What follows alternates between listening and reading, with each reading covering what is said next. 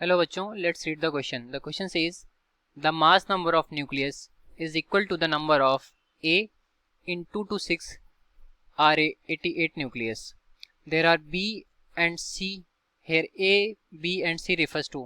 So question में बोल रहा है कि कोई न्यूक्लियस दे रखा है और उसके लिए मास नंबर हमें गिवन है वो A है. ठीक है, इन 226 RA 88 न्यूक्लियस में.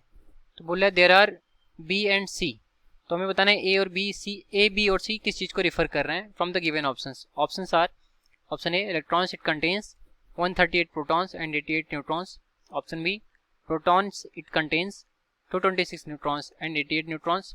Option C neutrons it contains 226 protons and 88 electrons. Option D nucleons it contains 138 neutrons and 88 protons. तो सॉल्व करते हैं इस प्रॉब्लम को.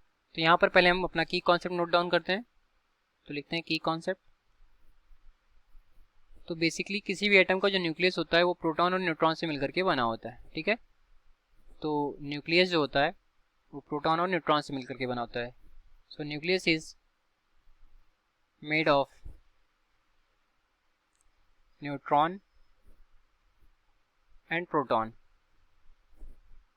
That is known as nucleons. That is known as nucleons. तो जो प्रोटॉन और neutrons होते हैं इनको हम न्यूक्लियॉन्स के नाम से जानते हैं. अब आते हैं अपने प्रॉब्लम पर. ठीक है, तो उसके लिए पहले देखते हैं कि जो न्यूक्लियस होता है उसका जो एटॉमिक मास होता है जिसको मास नंबर बोलते हैं, तो वो होता है A is equal to number of neutron plus number of proton. ठीक है, यहाँ पर जेड नहीं, यहाँ पर पी होगा. ये होता है हमारा number of neutron plus number of proton. और जो इसका एटॉमिक नंबर होता है दैट इज जेड.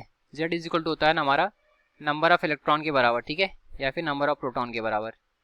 तो अब आते हैं अपने प्रॉब्लम पे. तो यहाँ पर दे रखा है हमें एटम 226 RA88 का.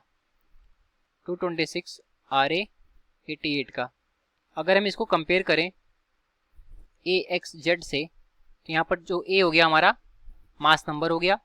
तो A इज इक्वल टू हमारा हो गया 226 और इसका atomic number that is Z is equal to हो जाएगा हमारा 88. तो इन दोनों की हेल्प से हम N और P की वैल्यूज को निकाल सकते हैं. देयरफॉर अब Z हमारा किसके बराबर होगा? P के बराबर होगा. तो ये P की वैल्यू भी 88 हो गई. तो हम इसमें वैल्यूज को डालते हैं. तो ये हो जाएगा 226 is equal to N plus 88. ठीक है, तो नंबर ऑफ जो न्यूट्रॉन्स निकल करके आएंगे वो आ जाएंगे हमारे यहाँ से कितने निकल करके 138.